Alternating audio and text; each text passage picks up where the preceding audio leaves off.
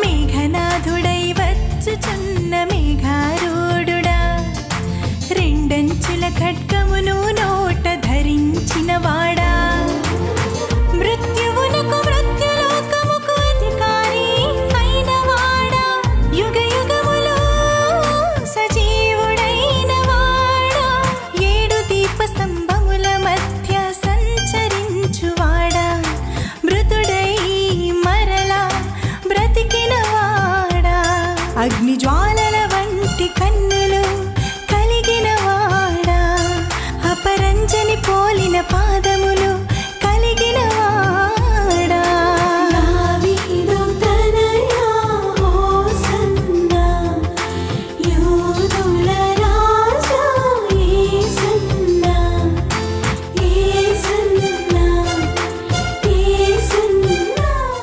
యేసు నామంలో మీకు శుభములు సమృద్ధిగా కలుగునుగాక. మధురం నీ వాక్యం అనే కార్యక్రమానికి స్వాగతం. ఈరోజు మనం క్రిస్మస్ సందేశంలో అనే అంశంలో 12వ అంశంగా 2024 విజ్ఞాపన సంవత్సరం 2024 is the year of intercession.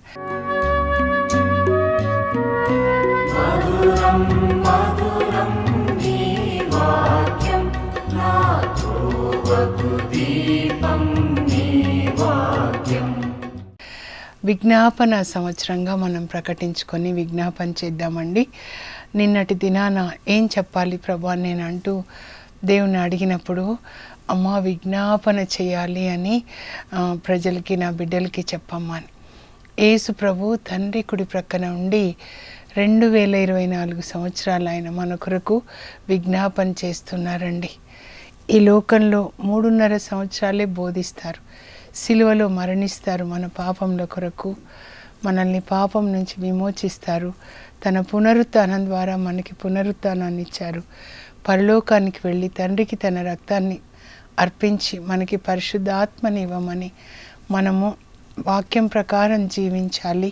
యేసు ప్రభు నడిచిన ఆ నీతి బాటలో ప్రేమ బాటలో మనం నడవాలి అని మన ఒక్కొక్కరి కొరకు ఆయన ప్రార్థన చేస్తున్నారండి. ఆయన హృదయంలో మనందరం ఉన్నామన్నమాట. విజ్ఞాపన అనేది చాలా ముఖ్యమైనది. హెబ్రీ పత్రిక 7వ అధ్యాయంలో 25 వచనం మీరు చదివితే ఆయన మెల్కీసెదెకు యాజక క్రమమున సదా యాజకుడై దేవునికి విజ్ఞాపన చేస్తున్నారు మన కొరకు, మన పాపాలని మన్నించమని. మీరు పాత నిబంధనలో చూస్తే అక్కడ యాజకులు మరి ప్రధాన యాజకుడు కానీ గొర్రెల రక్తాన్ని అర్పించి ప్రజల కొరకు తన కొరకు విజ్ఞాపన చేస్తాడనమాట. హెబ్రీ పత్రికలోనే 5వ అధ్యాయంలో ఉంటుంది. కానీ యేసు ప్రభు గొర్రెల రక్తం కాదండి, తన రక్తాన్నే తీసుకొని వెళ్ళాడు. వాళ్ళు గొర్రెల్ని బలిగా అర్పిస్తే యేసు ప్రభు తనే బలిగా అర్పించుకున్నాడు. తనను తానే బలిగా అర్పించుకొని తన రక్తాన్ని తండ్రికి అర్పించి మన పాపంల కొరకు ఆయన విజ్ఞాపన చేస్తూ ఉన్నాడు, మనల్ని మన్నించమని, పరిశుద్ధాత్మని ఇవ్వమని. యెషయా గ్రంథం 53వ అధ్యాయం కూడా ఈరోజు మీరు ధ్యానించుకొనండి. దేవుని యొక్క చిత్తంగా ఉంది యేసు ప్రభుని సిలువలో బలిగా అర్పించాలి మన కొరకు. ఆయన అందరి కొరకు విజ్ఞాపన చేస్తున్నాడు. కనుక పరలోక తండ్రి ఏమంటున్నాడంటే, నా కుమారుని శిలువ మరణాన్ని చూసి నేను మిమ్మల్ని మన్నిస్తాను. నీతిమంతుడైన నా సేవకుడు, యేసు ప్రభుని నీతిమంతుడైన నా సేవకుడు పెక్కుమంది పాపాలని భరించి అందరి కొరకు విజ్ఞాపన చేస్తున్నాడు. కనుక ఆయన శిలువ మరణాన్ని విజ్ఞాపనని బట్టి నేను మిమ్మల్ని మన్నిస్తాను, ఆశీర్వదిస్తాను. అందుకే మీరు కొరింథీలో మీరు 1:20 చదివితే అన్ని వాగ్దానాలు యేసుక్రీస్తు ద్వారా మనకి అవునన్నట్లుగా ఉన్నాయి. అంటే యేసుక్రీస్తు ద్వారానే మనం అన్నీ పొందుతామన్నమాట. ఎందుకంటే యేసుక్రీస్తు మన పాపములకు పరిహారిగా ఆయన మరణించాడు. అప్పుడే మనం తండ్రితో సమాధానపడి యేసుక్రీస్తు మనల్ని తండ్రితో సమాధానపరిచాడు తన శిలువ మరణం ద్వారా. కనుక ఏ ఆశీర్వాదాలైనా మనము యేసుక్రీస్తు ద్వారానే పొందుతాం. కనుకనే పరలోక తండ్రికి ప్రార్థించినప్పుడు యేసు నామంలో అని మనం చెప్పాలన్నమాట. ఎవరైతే మన కొరకు సిలువలో మరణించారో అది మనం బేస్గా తీసుకోవాలండి. క్రైస్తవులు అంటే క్రీస్తు జీవితాన్ని పునాదిగా చేసుకొని వాళ్ళ జీవితాల్ని కట్టుకోవాలన్నమాట. క్రీస్తు ఏం చేశాడు ఈ లోకంలో? దేవుని చిత్తం చేశాడు. దేవుడు ఆయనకు ఒక శరీరాన్ని ఇచ్చారు మరియ తల్లి గర్భంలో. ఆ శరీరాన్ని ఆయన సిలువలో బలిగా అర్పించాడు తండ్రి చిత్తం చేయడానికి. అలా మనకి రక్షణ తీసుకొని వచ్చారు. క్రైస్తవులు సొంత చిత్తం చేయకూడదండి. క్రీస్తు నడిచిన బాటలో నడుస్తూ దేవుని చిత్తాన్ని చేయాలి. క్రైస్తవులు విజ్ఞాపన చేయాలి, ప్రపంచం కొరకు విజ్ఞాపన. మీరు భూమికి ఉప్పుగా లోకానికి వెలుగుగా ఉన్నారు. అందరి కొరకు విజ్ఞాపన చేయడం ద్వారా అన్నమాట. ఆ యేసు ప్రభుని మాదిరిగా తీసుకొని మనం కూడా విజ్ఞాపన చేయాలి అని పౌలు ద్వారా దేవుడు చెప్తూ ఉన్నారండి. తిమోతికి రాసిన మొదటి లేఖ 2వ అధ్యాయంలో 1 నుంచి 4 వరకు, మొదటి 4 వచనాలు మనం చదువుకుంటే అక్కడ పౌలు ఏమంటున్నాడంటే, ముందుగా అంటే మీరు ఆరాధనకి పోగైనప్పుడు దేవాలయంలో, కానీ ఆ రోజులలో దేవాలయాలు ఏం లేవండి, ఒక గృహంలో అందరూ కూడా దేవుణ్ణి ఆరాధించడానికి పోగైనప్పుడు మీరు ముందుగా మీ కొరకు ప్రార్థించకండి. అందరి కొరకు, మానవులందరి కొరకు మీరు ప్రార్థించండి. మానవులందరి కొరకు దేవునికి విన్నపాలు చేయండి. అలాగే కృతజ్ఞతలు చెప్పండి. అందరినీ బట్టి మీరు దేవునికి వందనాలు చెప్పండి, క్షమించమని అడగండి. అప్పుడు మీరు మీ జీవితం, మీ కుటుంబ జీవితము ప్రశాంతంగా ఉంటుంది. మీరు ఎట్టి ఉడుదుడుకులు తుఫాను లేకుండా, మీ ఇంట్లో కష్టాలు లేకుండా, అంటే కుటుంబం విడిపోవడం కానీ, పోట్లాటలు కానీ, అప్పు బాధలు కానీ, యాక్సిడెంట్స్ కావడము, ఏదో నిన్న చెప్పినట్లుగా ఆత్మహత్యలు, ఇవన్నీ ఏవి మీ ఇంట్లో జరగకుండా ప్రశాంతంగా ఉండాలి. ప్రశాంతంగా ఉండాలంటే యేసు ప్రభువే, ఆయన వాక్యం మన హృదయంలో, మన ఇంట్లో, ఆ వాక్యం మీద మన ఇంటిని కట్టుకోవాలన్నమాట. ఎట్టి ఉడుదుడుకులు లేని ప్రశాంత జీవితాన్ని మీరు జీవించాలంటే మానవులందరి కొరకు మీరు ప్రార్థన చెయ్యండి. ఎందుకంటే అది దేవుని యొక్క ఉద్దేశం. మీ జీవితంలో మానవులందరూ రక్షించబడాలి, సత్యమును తెలుసుకొనవలెనని దేవుని యొక్క అభిలాష. దేవుని హృదయం ఏంటంటే భూమి మీద ఉన్న అందరూ కూడా సత్యాన్ని తెలుసుకోవాలి. ఎవరండి సత్యము? యేసు ప్రభు. సత్యం అంటే ఈ బైబిల్ గ్రంథం అన్నమాట. తండ్రి దేవుడు ఆది గ్రంథం నుంచి ఎలా భూమిని ఆకాశాన్ని సృజించాడు, ఎలా ఆదాము అవ్వల్ని సృజించాడు, తర్వాత ఎలా నోవా, ఎలా అబ్రహాము, ఎలా దావీదు, ఎలా యేసు ప్రభు ఈ లోకానికి వచ్చారు, ఏం బోధించారు, ఎందుకొరకు మరణించారు, ఎందుకొరకు పునరుత్థానమయ్యారు, ఎందుకొరకు తన రక్తాన్ని ఇచ్చి పరలోకంలో విజ్ఞాపన చేస్తున్నారు, ఎందుకొరకు రాబోతున్నారు రెండోసారి మనల్ని తీసుకొని వెళ్ళడానికి, తీర్పు తీర్చి ఆయన వచ్చిన తర్వాత తీర్పు జరుగుతుందండి. ఎవరు తప్పించుకోలేరు. నీతిమంతులు దుష్టులు ఎవరు కూడా నీతిమంతులని బహుకరించి తీసుకెళ్ళడానికి, దుష్టులను శిక్షించడానికి ఆయన రాబోతున్నారన్నమాట. కనుక ఇవంతా సత్యం. బైబిల్ గ్రంథంలో ఏదైతే రాయబడి ఉందో దేవుని గురించి, ఇది సత్యమైన గ్రంథం అన్నమాట. ఈ గ్రంథాన్ని తెలుసుకోవడం అంటే దేవుణ్ణి తెలుసుకోవడం, తండ్రి కుమార పరిశుద్ధాత్మల్ని తెలుసుకోవడం.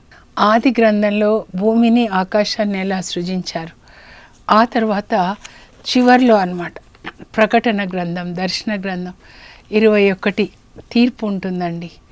ఆ తర్వాత ప్రకటన గ్రంథం 20లో తీర్పు ఉంటుంది. 21లో నీతిమంతుల్ని యేసు ప్రభు పరలోకాన్ని తీసుకెళ్తారు. నూతన యెరూషలేము అనే విమానం క్రిందికి వస్తుంది, అందులో నీతిమంతుల్ని తీసుకెళ్తారు.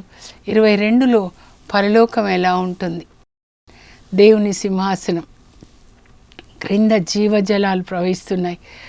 ఆ జీవజలాల నదికి ఇరువైపులా జీవవృక్షాలు, 12 నెలలు అవి కాయలు కాస్తాయి, ఫలిస్తాయి. ఆ ఫలాల్ని మనం భుజిస్తాం. దేవుని యొక్క సన్నిధిలో దేవుని యొక్క బిడ్డలు దేవుణ్ణి ఆరాధిస్తూ దేవుని చిత్తం చేస్తూ ఎల్లప్పుడూ సంతోషంగా ఉంటారు.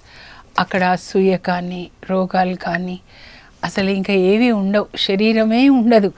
ఈ మట్టి శరీరం మట్టిలోకి వెళ్ళిపోతుంది, మనకి వేరే శరీరాన్ని ఇస్తారనమాట. దాన్ని మహిమ శరీరం అంట.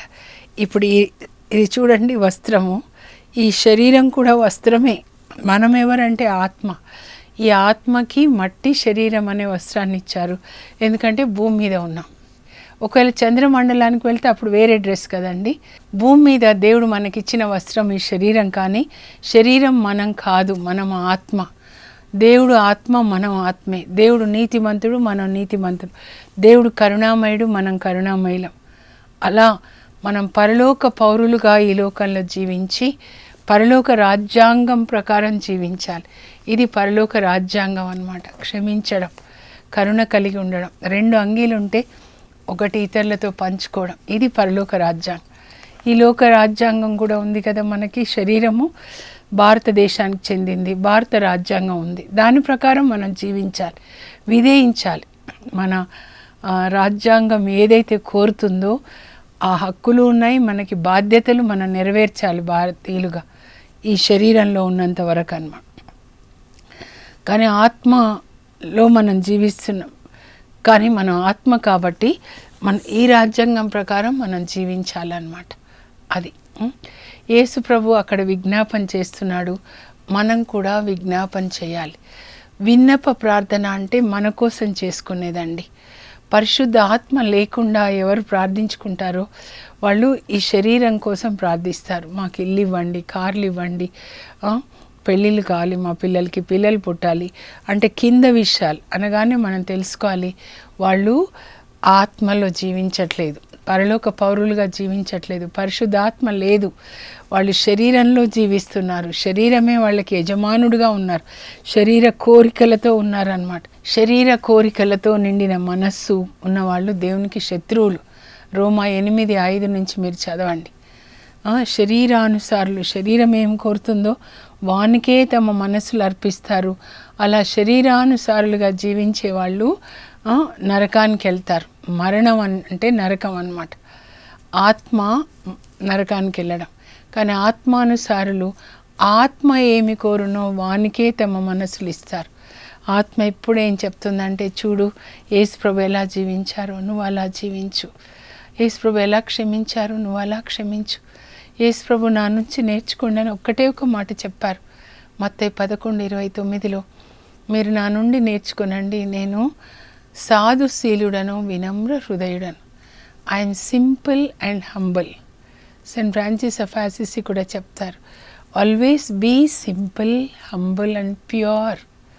Simple food, simple dressing, simple lifestyle ఏదైనా పర్వాలేదు. హంబుల్ అంటే సేవ చేయడం, ఇంట్లో ఉన్న వాళ్ళకి కానీ ఎక్కడున్నా సేవకులుగా ఉండండి. ప్యూర్ ఆలోచనలు పరిశుద్ధంగా, చూపులు పరిశుద్ధంగా, మాటలు పరిశుద్ధంగా, క్రియలు పరిశుద్ధంగా, యేసు ప్రభులాగా జీవించడం అన్నమాట. అది యేసు ప్రభు ఈ లోకానికి ఎందుకు వచ్చారంటే ముందు మనం ఎలా జీవించాలని చూపించడానికండి. దేవుడు మానవుడయ్యాడు, మానవుడు దేవునిలాగా మారడానికి. ఇలా జీవించండి అని శిలువ మరణం వరకు సందేశమే, క్షమించండి అని సందేశం అన్నమాట. అలా మనం జీవించాలి.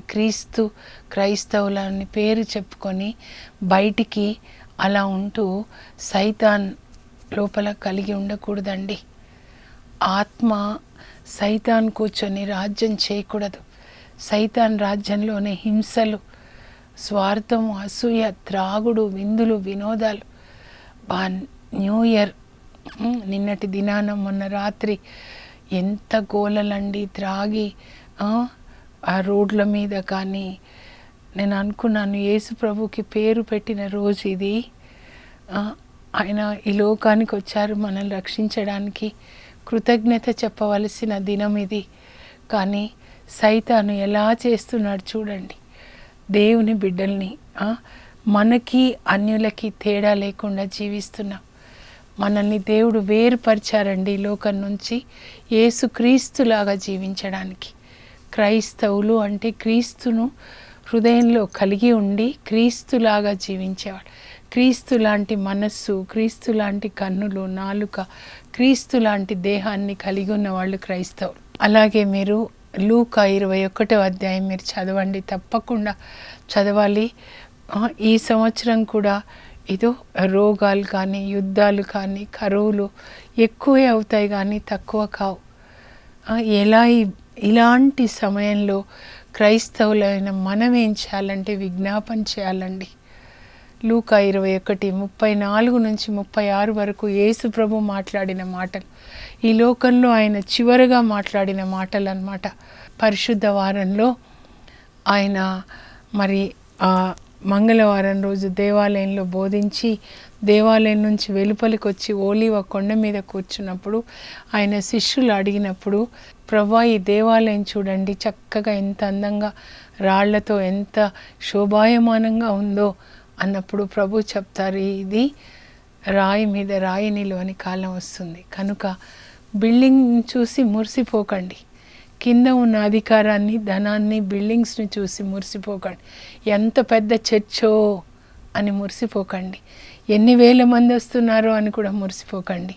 కానీ ఒక్క నీతిమంతుడు సాక్ష్యం ఇవ్వాలి, నాలుకతో అబద్ధం ఆడడండి, మాట అంటే మాటే, అది అలాంటి సాక్ష్యాలు ఇప్పించండి. సీసాలు ముట్టుకోడండి, కన్నులతో సినిమాలు చూడడండి, ఇతరుల గురించి చెడు మాట్లాడడండి. తీతు 3:2 చెప్తారు దేవుడు, మీరు ఎవరి గురించి చెడుగా మాట్లాడకండి. ఇదే నాలుకతో హల్లెలూయా స్తుతి మహిమ, ఈ నాలుకతోనే ప్రార్థనలు, ఈ నాలుకతోనే ఇతరుల గురించి, ఇవన్నీ కూడా చేయకూడదండి మనం. యేసుక్రీస్తు, అందుకే మీరు బైబిల్ చదవండి, సువార్తలు 4 చదివి యేసుక్రీస్తు ఏం చేశారో మీరు కూడా అదే చేయాలి. మీలో ప్రభు ఉంటే అలాగే మీరు చేస్తారనమాట. ప్రతిరోజు ప్రయత్నించాలి, కొండ ఎక్కినట్లుగా యేసుక్రీస్తు నడిచిన దారిలో నడవడం. ఒక్కరోజు కాదు, రోజు కొంచెం కొంచెంగా మనం ప్రాక్టీస్ చేసుకోవాలి. పరిశుద్ధాత్మ శక్తితో ప్రార్థించాలన్నమాట.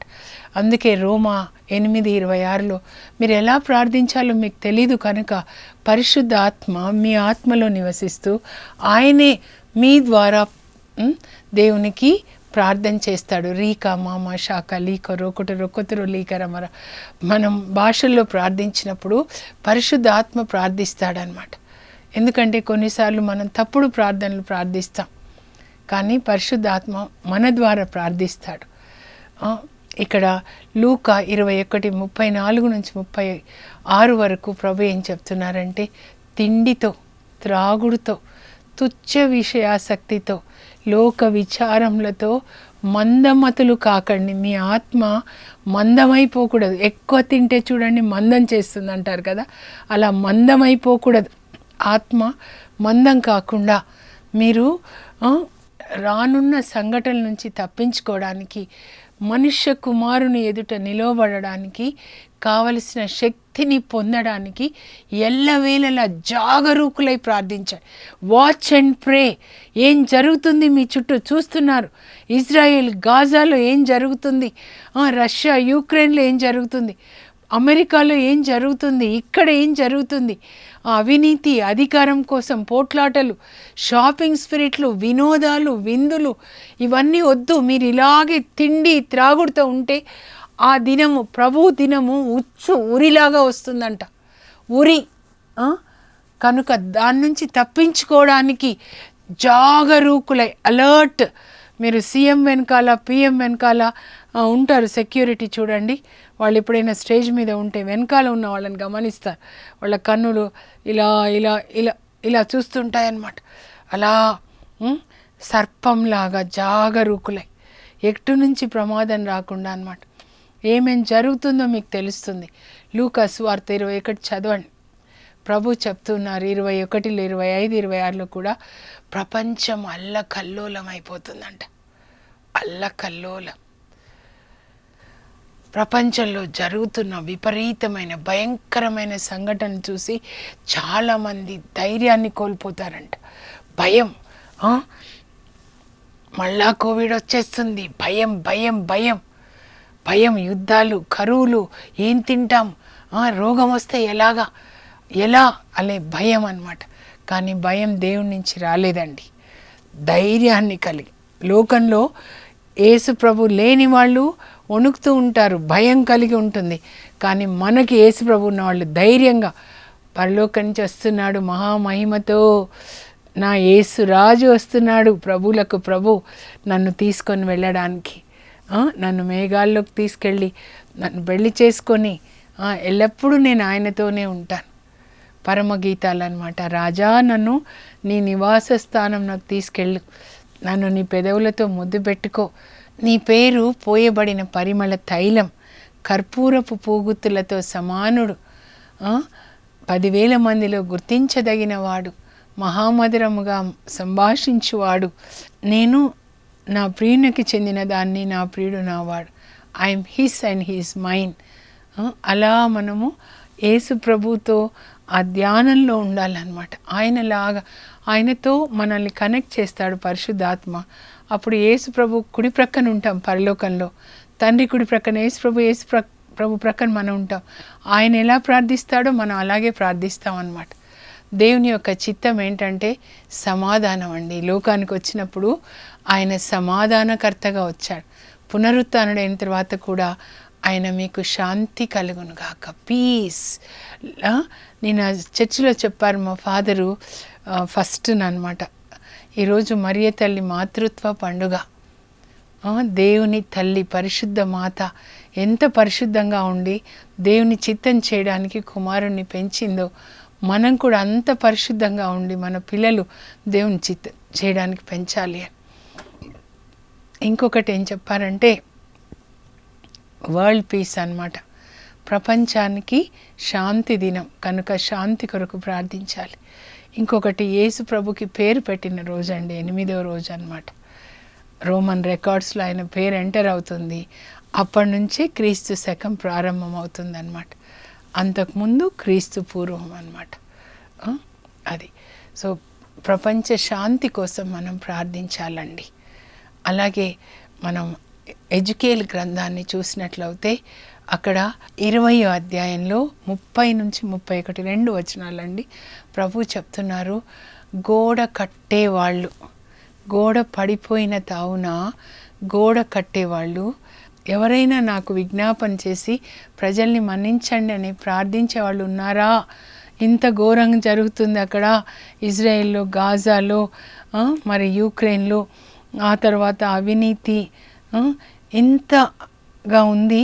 ఎవరైనా ప్రభు దీన్ని ఆపండి అని అడిగేవాళ్ళు ఉన్నారా అని ప్రభు ప్రపంచం అంతటా చూస్తారంటండి. ఆయన కన్నులు ప్రపంచం అంతటా చూస్తుంటాయంట. ఎవరూ లేరు కనుక, నా కోపాగ్ని నుంచి దేశాన్ని రక్షించే వాళ్ళు ఎవరు లేరు కనుక నేను వాళ్ళని నాశనం చేస్తున్నాను. అప్పుడు సోదోమ గొమొర్రా నాశనం చేయడానికి దేవుడు దూతల్ని పంపినప్పుడు అబ్రహాం విజ్ఞాపన చేస్తాడండి. 50 మంది ఉంటే ప్రభా నీతిమంతులు మీరు నాశనం చేయకుండా ఉంటారంటే సరే అంటాడు. 6 సార్లు విజ్ఞాపన చేసి చివరికి 10 మంది ఉంటే కూడా నేను నాశనం చేయనని మనం విజ్ఞాపన చేయాలండి. ఇది విజ్ఞాపన చేసే టైం అన్నమాట. ఎజెకియేలు 4:4లో ఎజెకియేలుకి ప్రభు చెప్తాడు, నరపుత్రుడా నువ్వు కుడివైపుకి పడుకో, కుడివైపు ఉన్న వాళ్ళ కోసం విజ్ఞాపన చెయ్యి, ఎడం వైపు తిరిగి పడుకో, ఇటువైపు ఉన్న వాళ్ళ కోసం విజ్ఞాపన చెయ్యి. అంటే పడుకో అంటే రాత్రి కూడా విజ్ఞాపన చేయాలండి. శౌరి వారు వీళ్ళు మీరు చదివితే రాత్రి అంతా విజ్ఞాపన చేసేవాళ్ళు అనమాట. చాలామంది నాకు నిద్ర రావట్లేదంటే మీరేమనుకోవాలంటే మీరు విజ్ఞాపన చేయండి. రాత్రిలో లేచి కూర్చొని saint Catherine of Siena, saint Rose of Lima వీళ్ళందరూ విజ్ఞాపన చేసేవాళ్ళు. ఇంకా అన్నమ్మ ప్రవక్తి లూకా 2:36లో చూస్తే 84 సంవత్సరాలు విజ్ఞాపన చేసిందండి. ఈరోజు మా కుటుంబ ప్రార్థనలో మా హస్బెండ్ అది చదివి, ప్రభా నేను కూడా ఈమెలాగా విజ్ఞాపన చేయాలి, నాకు శక్తి ఇవ్వండి. 84 సంవత్సరాలు ఏమని అడిగిందంటే మెస్సయాని పంపించండి. ఆమె ప్రార్థనకి జవాబుగా మెస్సయ్య బాల యేసు ప్రభు పుడతారండి. ఆమె యేసు ప్రభుని లోకానికి తీసుకొని వచ్చింది ప్రార్థన ద్వారా. మనం కూడా మీ ఊరికి ఇక్కడుండే గాజాలోకి యేసు ప్రభు వెళ్ళాలి, ఇజ్రాయెల్ దేశంలోకి వెళ్ళాలి, యూక్రెయిన్లోకి వెళ్ళాలి, రష్యాలోకి వెళ్ళాలి, స్టేట్ అసెంబ్లీస్లోకి వెళ్ళాలి, ఎమ్మెల్యేలు ఎంపీలు వాళ్ళని ఆశీర్వదించాలి, ప్రైమ్ మినిస్టర్ చీఫ్ మినిస్టర్స్ని ఆశీర్వదించాలి. వాళ్ళు తీసుకునే డెసిషన్స్ దేవుని యొక్క నిర్ణయాలుగా ఉండాలి. 72వ కీర్తన నాయకుల కొరకు ప్రార్థించండి. 85వ కీర్తన అది దేశం కొరకు ప్రార్థన. దానియేలు 9 దానియేలులాగా దేశ ప్రజల్ని మన్నించమని ప్రార్థించాలన్నమాట. కుటుంబాల కొరకు 128వ కీర్తన మీరు ప్రార్థన చేయండి. అలాగే యవ్వనస్తుల కొరకు దానియేలు 1:17 మీరు ప్రార్థించండి. దానియేలుకి ఇచ్చిన జ్ఞానం, స్నేహితులకు ఇచ్చిన జ్ఞానం మా యవ్వనస్తులకు ఇవ్వండి. యవ్వనస్తులు పాపం చేయకుండా ఎలా ఉంటారు? 119వ కీర్తన 11లో దావీదు అంటాడు, ప్రభా యవ్వనస్తులు మీ వాక్యాన్ని హృదయంలో దాచుకొనుట వలన వాళ్ళు పరిశుద్ధులుగా ఉండగలుగుతారు. కనుక మన ప్రార్థన ఏంటంటే 119వ కీర్తన 18వ వచనం దావీదు అంటాడు, ప్రభా నా కన్నులు తెరువు, నేను పరిశుద్ధ గ్రంథంలో ధర్మశాస్త్రంలో అద్భుత విషయాల్ని గ్రహించాలి. దేవుడు మన పిల్లల ఆత్మ కన్నులు తెరవాలండి. వాళ్ళు బైబిల్ చదువుకోవాలి. బైబిల్ చదువుకొని దైవ భీతి కలిగి దేవుని యొక్క మార్గంలో నడవాలి. నా బాధ అంతా అదే ప్రభా. యెషయా 11:2 ప్రకారం పరిశుద్ధ ఆత్మనివ్వండి. మా పిల్లల హృదయంలో మీరుండండి. పరిశుద్ధ ఆత్మదేవ చట్టాలన్నీ రాయండి. ఇర్మియా 31, 33, 34 ప్రకారం వాళ్ళ హృదయంలో ఇవన్నీ రాసి వాళ్ళు వాటిని పాటించేటట్లు కోరిక కలుగజేసి వాళ్ళు మీ వాక్యాన్ని పాటించాలి. మీ చిత్తం చేయాలి. మరియ తల్లిలాగా, యేసు ప్రభులాగా, యేసయ్య మీలాగా వాళ్ళు దేవుని చిత్తం చేయాలి. లూకా 1:38. తల్లులందరూ మరియ తల్లిలాగా పరిశుద్ధంగా దేవుని వాక్యాన్ని హృదయంలో దాచుకొని పిల్లలకి వాక్యం చెప్పి పిల్లల్ని దేవుని మార్గంలో నడిపించాలి. అందరి కొరకు ప్రార్థన చేద్దాం. నేను ఎప్పుడు ఈ 5 వేళ్ళు చెప్తాను.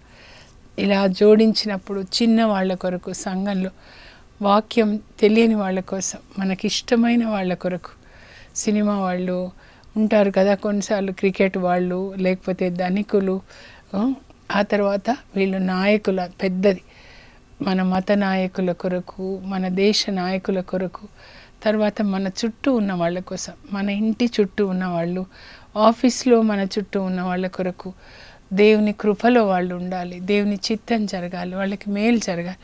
చివరిగా మన కోసం, మన పిల్లల కొరకు కూడా మనం ప్రార్థన చేసుకోవాలి. ఎలా అంటే వాక్యం ప్రకారమే. వాక్యం చదివి 23వ కీర్తన మంచి కాపరి, ప్రభా ఇందులో చెప్పినట్లుగా మీరు మంచి కాపరిగా ఉండండి. 91వ కీర్తన ఇందులో వాగ్దానాలు నెరవేర్చండి. 128, 121, మీరు 112 ఏది చదువుతారో ఇవి జరుగునుగాక. వేరే ప్రార్థన వద్దు. వాక్యం ప్రకారం ప్రార్థించాలి. ఈ సంవత్సరం అది మీరు అభ్యసించండి. ట్రైనింగ్ కండి. ప్రార్థన చేసుకుందాం. పరలోకపు మా తండ్రి, మీ పరిశుద్ధ నామమునకు స్తోత్రం కలుగునుగాక. యేసయ్య, మీరు తండ్రి కుడి ప్రక్కన 2023 సంవత్సరాల నుంచి ప్రార్థన చేస్తున్నారు. మా కొరకు విజ్ఞాపన చేస్తున్నారు. ఆ విజ్ఞాపన ఆత్మను మాకు దయచేయండి. మేము కూడా మా దేశ నాయకులు, మత నాయకుల కొరకు, ప్రభా రోగుల కొరకు ప్రార్థించడానికి, కుటుంబాల కొరకు ప్రార్థించడానికి, దేశాల కొరకు ప్రార్థించడానికి మాకు కృపని దయచేయండి. పరిశుద్ధ ఆత్మనివ్వండి. జకర్యా 12:10 నేను మీకు విజ్ఞాపన చేసే ఆత్మని, దయాగుణాన్ని మీ మీద కుమ్మరిస్తా అన్నారు. విజ్ఞాపన ఆత్మని మా మీద కుమ్మరించండి. మేము ఏ పని చేసినా ప్రభా మేము హృదయంలో మీతో మాట్లాడేటట్లు, పరిశుద్ధాత్మ ద్వారా మీతో కనెక్ట్ అయ్యి ఉండి భాషల్లో మాట్లాడేటట్లుగా విజ్ఞాపన చేసే కృప మాకు దయచేయండి. యేసు నామంలో అడుగుచున్నాం తండ్రి, ఆమెన్. ఈ సంవత్సరం విజ్ఞాపన సంవత్సరంగా ఇలా నోట్బుక్ పెట్టుకొని రాసుకొని, మరి పేర్లు, దేశాల పేర్లు, నాయకుల పేర్లు, కుటుంబాల పేర్లు రాసుకొని వాళ్ళ కొరకు ప్రార్థించండి. God bless you. Have a blessed day. For information, please contact us.